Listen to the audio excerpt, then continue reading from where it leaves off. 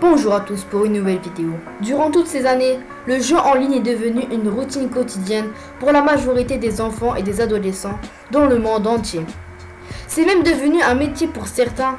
Si, pour en être sûr, il faut juste jeter un coup d'œil sur YouTube. On peut voir des enfants de 10 ans en train de jouer à des jeux tout le temps, tous les jours, quitte à même oublier sa scolarité. Et c'est pas tout. Le système immunitaire est loin d'être protégé face aux jeux vidéo.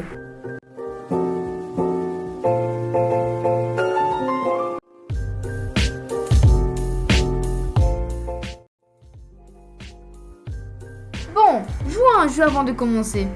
À votre avis, que se passerait-il si durant une journée, la connexion internet d'une maison ne marcherait plus? Que se passerait-il chez les adolescents? A. Ils dormiront. B. Ils vont lire un livre.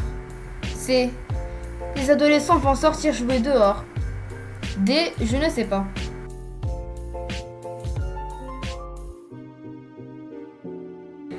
Eh ben, vous vous croyez plus malin. La réponse était E. Dépression et frustration. Bon, c'est vrai que j'exagère un peu sur la réponse E, mais j'ai choisi pour vous montrer qu'il y a des enfants et des adolescents dans le monde qui dépriment à cause d'une coupure électrique. Mais surtout, on a pris de mauvaises habitudes.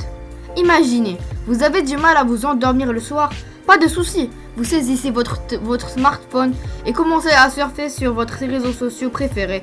Une mauvaise idée pourtant, car cette habitude génère un véritable cercle vicieux où les nuits sont agitées et le sommeil de mauvaise qualité, ce qui pourrait gravement affecter sa santé et sa capacité à réfléchir.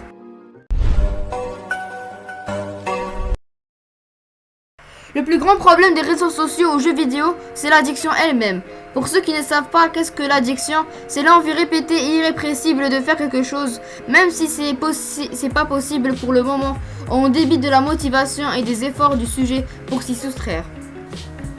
Pour vous dire, l'addiction aux jeux vidéo a été formellement reconnue lundi comme maladie par l'Organisation mondiale de la santé, l'OMS, au même titre que celle de la cocaïne ou aux jeux d'argent. On ne fait que parler de points négatifs et on oublie les points positifs des jeux vidéo et des réseaux sociaux. Mais est-ce que vous savez bien que les jeux vidéo libérés de l'imagination développent notre matière grise? Cette croissance développe l'orientation spatiale, la formation de la mémoire, la mise en place de stratégies, l'augmentation de la matière grise dans plusieurs parties du cerveau ainsi que les facultés motrices. Et les réseaux sociaux, eux, nous rapprochent les uns des autres. Mais pour éviter une addiction, il vaut mieux savoir gérer son temps de jeu et ne pas utiliser son téléphone après 8 heures, savoir quoi jouer et généralement éviter de jouer en pleine semaine et se focaliser sur ses études.